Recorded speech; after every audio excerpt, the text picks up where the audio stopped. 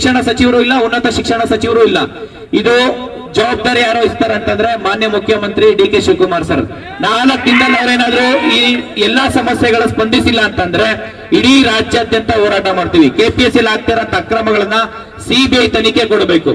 CBI ತನಿಖೆ ಕೊಡಬೇಕು. ಅಲ್ಲಿರಂತ members ಇರ್ಬೋದು, ಚೇರ್ಮನ್ ಇರ್ಬೋದು, ಅಧಿಕಾರಿಗಳು ಇರ್ಬೋದು, ರಾಜಕೀಯ ವ್ಯಕ್ತಿಗಳು ಯಾರೇ ಇದ್ರೂ ಅವರಿಗೆ ಕಠಿಣ ಕ್ರಮ ಆಗ್ಬೇಕು ಅಂತ ಹೇಳ್ಬಿಟ್ಟು ಶಿಕ್ಷಣ ಇಲಾಖೆಯಲ್ಲಿ ಮತ್ತೆ ಒಂದು KPSC ಏನೋ ಆಗ್ತಿರುವಂತ ಅಕ್ರಮಗಳ ಕುರಿತು 2 ವಿಚಾರ ಪ್ರಮುಖವಾಗಿ ಒಂದು ಹೋರಾಟದಲ್ಲಿ ನಾವು ಹೋರಾಟ ಮಾಡ್ತಿರೋಂಥ ಇವತ್ತು.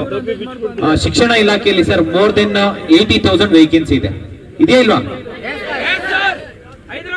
ಮೋರ್ ದೆನ್ 80,000 ವೇಕೆನ್ಸಿ ಶಿಕ್ಷಣ ಇಲಾಖೆ ಇದೆ ಸರ್. ಬರೀ 15,000 ವೇಕೆನ್ಸಿ ಫಿಲ್ ಮಾಡ್ತಿದ್ರೆ ಆ 15,000 ವೇಕೆನ್ಸಿಯಲ್ಲೂ ಇಡೀ ಇಂಡಿಯಾದಲ್ಲಿ ಯಾವ ಸ್ಟೇಟ್ ಅಲ್ಲೂ ಡಿಸ್ಕ್ರಿಪ್ಟಿವ್ ಇಟ್ಟಿಲ್ಲ. ಈಗ ಸ್ಪೆಷಲ್ ರಿಕ್ರೂಟ್ಮೆಂಟ್ ಅಂತ ತಗೊಂಡ್ಬಂದು 200 ಮಾರ್ಕ್ಸ್ ಅಂದ್ರೆ ಆಬ್ಜೆಕ್ಟಿವ್, 200 ಮಾರ್ಕ್ಸ್ ಡಿಸ್ಕ್ರಿಪ್ಟಿವ್ ಇಟ್ಟಿದ್ದಾರೆ. ಡಿಸ್ಕ್ರಿಪ್ಟಿವ್ ಇಟ್ಟಿರೋಂತ ಉದ್ದೇಶ ಏನಪ್ಪಾ ಅಂತಂದ್ರೆ ಸ್ಕ್ಯಾಮ್ ಮಾಡ್ಬೇಕಂತ ಹೇಳಿ. ಯಾಕೆ ಅಂತ ಸರ್, ಇದು ಇಡೀ ಇಂಡಿಯಾದಲ್ಲಿ ಯಾವ ಸ್ಟೇಟ್ ಅಲ್ಲಿ ಇಲ್ಲ. ಈ ಶಿಕ್ಷಕರ ಹುದ್ದೆಗಳು ಯಾವ್ದು IAS IPS ಹುದ್ದೆ ಅಲ್ಲ. ಇದು ಸಾಮಾನ್ಯ ಶಿಕ್ಷಣ ಅಂದ್ರೆ ಗ್ರೂಪ್ C ಸಿಲೆಬಸ್. ಅದು ಗ್ರೂಪ್ C ಸಿಲೆಬಸ್ ಅಂದ್ರೆ ಆಸ್ ಪರ್ 2021 ರೂಲ್ ಪ್ರಕಾರ 2 ಪೇಪರ್ ಇರಬೇಕು. ಒಂದು GK ಪೇಪರ್, ಒಂದು ಸ್ಪೆಸಿಫಿಕ್ ಪೇಪರ್.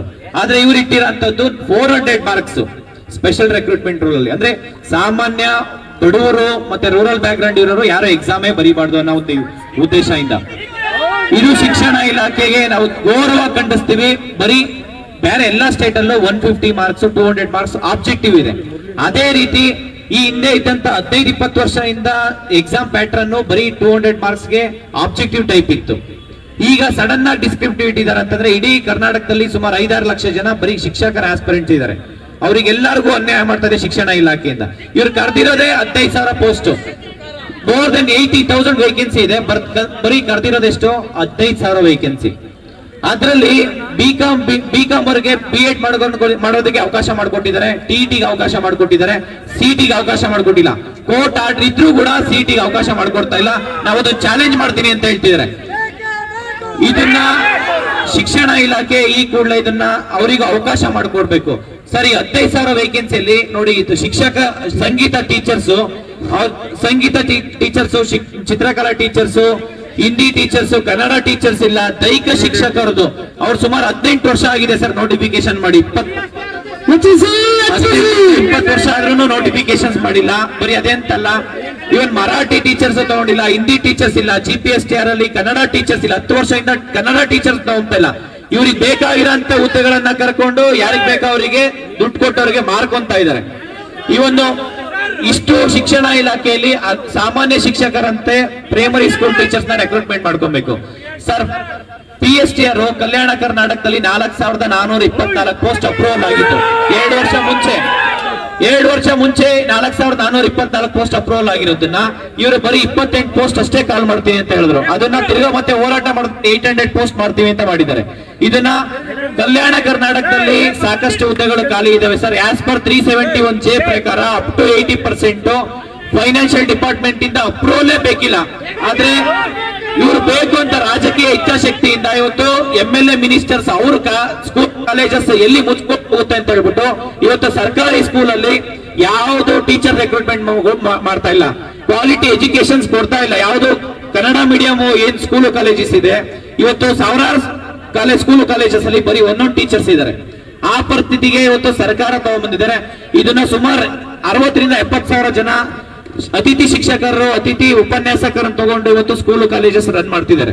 ಇವತ್ತು ನಾವು ಕೇಳ್ತಾ ಇರೋದು ಮಿನಿಮಮ್ 80,000ಕ್ಕೂ ಅತಿ ಹೆಚ್ಚು ಹುದ್ದೆಗಳಿವೆ. ಮಿನಿಮಮ್ 40,000 ರಿಂದ 50,000 ವೇಕೆನ್ಸಿ ಫಿಲ್ ಮಾಡಬೇಕು. ಮತ್ತೆ ಇಲ್ಲಿರೋರ್ಗೆಲ್ರಿಗೂ ನ್ಯಾಯ ಕೊಡಿಸ್ಬೇಕು. ಯಾಕೆ ಅಂತಂದ್ರೆ ಅವರು ಸರ್ 10-15 ವರ್ಷ ಆದ್ರೂ ಸಂಗೀತ ಟೀಚರ್ಸ್ ಕರೆದಿಲ್ಲ. ಮತ್ತೆ ರಾಜ್ಯ ಸರ್ಕಾರ 5 ವರ್ಷ ಏಜ್ ರಿಲ್ಯಾಕ್ಸೇಷನ್ ಕೊಟ್ಟಿದ್ರು ಕೂಡ ಶಿಕ್ಷಣ ಇಲಾಖೆಯಿಂದ ಏಜ್ ರಿಲ್ಯಾಕ್ಸೇಷನ್ ಇಂಪ್ಲಿಮೆಂಟ್ ಮಾಡ್ಕೊಂಡಿಲ್ಲ. ಬರೀ ಅದೆಷ್ಟೇ ಅಲ್ಲ ಸರ್, ಇದು ಇಷ್ಟು ಶಿಕ್ಷಣ ಇಲಾಖೆಯಲ್ಲಿ ಇಷ್ಟು ಸಮಸ್ಯೆ ಶಿಕ್ಷಣ ಇಲಾಖೆ ಇರೋಂಥದ್ದು. ಇನ್ನ KPSC ಬಂದ್ರೆ KPSCಯಲ್ಲಿ ಪ್ರತಿಯೊಂದು ಎಕ್ಸಾಮ್ ಅಲ್ಲೂ ಕರಪ್ಷನ್ ಆಗಿದೆ. ಪಶು ವೈದ್ಯಾಧಿಕಾರಿಗಳಲ್ಲಿ 80 ಲಕ್ಷ ದುಡ್ಡು ಕೊಟ್ಟು ಈ ದುಡ್ಡು ಕೊಟ್ಟವ್ರಿಗೆ ಕೆಲಸ ಕೊಡ್ತಾರೆ ಅಂತಂದ್ರೆ ಸರ್, ಸಾಮಾನ್ಯ ಪಶು ವೈದ್ಯಾಧಿಕಾರಿ ಅಂದ್ರೆ ಅದು ಮೂಕ ಜೀವಿಗಳಿಗೆ ಚಿಕಿತ್ಸೆ ಕೊಡುವಂತದ್ದು. ಇವತ್ತು ಪ್ರತಿ ಒಬ್ಬರಿಗೂ ಅನ್ಯಾಯ ಆಗ್ತಾ ಇದೆ. ಸಾಮಾನ್ಯ ಈಗ ಫಾರ್ಮರ್ಸ್ ಯಾರು ಶ್ರೀಮಂತರು ಇರಲ್ಲ, ಒಂದು ಏನೋ ದನ ಕರುನ ಏನೋ ಮೇಯಿಸ್ಕೊಂಡು ಜೀವನ ಸಾಕ್ತಾ ಇರ್ತಾರೆ. ಅದರಲ್ಲಿ ಪಶು ವೈದ್ಯಾಧಿಕಾರಿ group A officer 1.5 lakh salary ಸಿಗುತ್ತೆ. ಅವ್ರು ಇಲ್ಲಿ 80 ಲಕ್ಷ 1 ಕೋಟಿ ದುಡ್ಡು ಕೊಟ್ಬಿಟ್ಟು ಅವ್ರಿಗೆ ಏನಲ್ಲಿ ದನ ಕರುಗಳಿಗೆ ಅವ್ರು ಚಿಕಿತ್ಸೆ ಕೊಡ್ತಾರೆ ಸರ್. ಬರೀ ಅದೊಂದೇ ಅಂತಲ್ಲ, KS ಪೋಸ್ಟ್ ಇಂಟರ್ವ್ಯೂ ಒಂದು ಪೋಸ್ಟ್ಗೆ 1.5 ಕೋಟಿ ಚಾರ್ಜ್ ಮಾಡ್ತಿದ್ದಾರೆ ಬರೀ 25 ಮಾರ್ಕ್ಸ್ಗೆ. AEE ಸ್ಕ್ಯಾಮ್ ಆಗಿದೆ ಸರ್, PDO ದಲ್ಲಿ ಸ್ಕ್ಯಾಮ್ ಆಗಿದೆ, CTI ಸ್ಕ್ಯಾಮ್ ಆಗಿದೆ, ADLR ಸ್ಕ್ಯಾಮ್ ಆಗಿದೆ, ಗ್ರೂಪ್ ಬಿ ಅಲ್ಲಿ ಸ್ಕ್ಯಾಮ್ ಆಗಿದೆ, BBMP AEL ಸ್ಕ್ಯಾಮ್ ಆಗಿದೆ, WRD AEL ಸ್ಕ್ಯಾಮ್ ಆಗಿದೆ. ಪ್ರತಿಯೊಂದು ಎಕ್ಸಾಮ್ ಅಲ್ಲೂ KPSC ಅಲ್ಲಿ ಲಾಸ್ಟ್ 5 ವರ್ಷ ಏನ್ ರಿಕ್ರೂಟ್ಮೆಂಟ್ ಆಗಿದೆ ಪ್ರತಿಯೊಂದು ಎಕ್ಸಾಮ್ ಅಲ್ಲೂ ಸ್ಕ್ಯಾಮ್ ಆಗಿದೆ.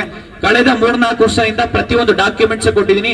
ಲಾಸ್ಟ್ 6 ತಿಂಗಳಿಂದ ಪ್ರತಿಯೊಂದು ಡಾಕ್ಯುಮೆಂಟ್ಸ್ ನಾವು ಖುದ್ದಾಗಿ ಗವರ್ನರ್ ಆಫೀಸ್ ಕೊಟ್ಟಿದ್ದೀವಿ, DGIGP ಕೊಟ್ಟಿದ್ದೀವಿ, DPRA ಕೊಟ್ಟಿದ್ದೀವಿ, ಚೀಫ್ ಸೆಕ್ರೆಟರಿ ಕೊಟ್ಟಿದ್ದೀವಿ, ವಿಧಾನಸೌಧ ಪೊಲೀಸ್ ಸ್ಟೇಷನ್ ಅಲ್ಲಿ ವಿತ್ ಎವಿಡೆನ್ಸ್ ವಿತ್ FIR ಮಾಡಿದೀವಿ. ಇಲ್ಲಿವರೆಗೂ ರಾಜ್ಯ ಸರ್ಕಾರ ಕ್ರಮ ತಗೊಂಡಿಲ್ಲ. ನಾವು ಈ ಹೋರಾಟ ಮಾಡ್ತಾ ಇರೋಂಥದ್ದು KPSC ಅಲ್ಲಿ ಆಗ್ತಾ ಇರೋಂಥ ಅಕ್ರಮಗಳನ್ನ ನೆಕ್ಸ್ಟ್ 4 ದಿನದಲ್ಲಿ ಏನಾದ್ರೂ ಅವರು CBI ತನಿಖೆ ಕೊಟ್ಟಿಲ್ಲ ಅಂತಂದ್ರೆ KPSC ಯಾರ ಅಂಡರ್ ಬರುತ್ತೆ, CM ಅವ್ರ ಅಂಡರ್ ಬರುತ್ತೆ. ಯಾಕಂದ್ರೆ DPR ಒಂದು ಉನ್ನತ ಶಿಕ್ಷಣ ಸಚಿವರು, ಇಲ್ಲಿ ಶಿಕ್ಷಣ ಸಚಿವರು ಇಲ್ಲ, ಉನ್ನತ ಶಿಕ್ಷಣ ಸಚಿವರು ಇಲ್ಲ. ಇದು ಜವಾಬ್ದಾರಿ ಯಾರು ವಹಿಸ್ತಾರೆ ಅಂತಂದ್ರೆ ಮಾನ್ಯ ಮುಖ್ಯಮಂತ್ರಿ DK ಶಿವಕುಮಾರ್ ಸರ್. 4 ದಿನದಲ್ಲಿ ಅವರೇನಾದ್ರೂ ಈ ಎಲ್ಲಾ ಸಮಸ್ಯೆಗಳ ಸ್ಪಂದಿಸಿಲ್ಲ ಅಂತಂದ್ರೆ ಇಡೀ ರಾಜ್ಯಾದ್ಯಂತ ಹೋರಾಟ ಮಾಡ್ತೀವಿ. KPSC ಆಗ್ತಿರೋಂಥ ಅಕ್ರಮಗಳನ್ನ CBI ತನಿಖೆ ಕೊಡಬೇಕು, ಅಲ್ಲಿರೋಂಥ ಮೆಂಬರ್ಸ್ ಇರ್ಬೋದು, ಚೇರ್ಮನ್ ಇರ್ಬೋದು, ಅಧಿಕಾರಿಗಳು ಇರ್ಬೋದು, ರಾಜಕೀಯ ವ್ಯಕ್ತಿಗಳು ಯಾರೇ ಇದ್ರೂ ಅವರಿಗೆ ಕಠಿಣ ಕ್ರಮ ಆಗ್ಬೇಕು ಅಂತ ಹೇಳ್ಬಿಟ್ಟು ಈ ಮುಖಾಂತರ ಮನವಿ ಮಾಡ್ಕೊಂತೀವಿ ಸರ್.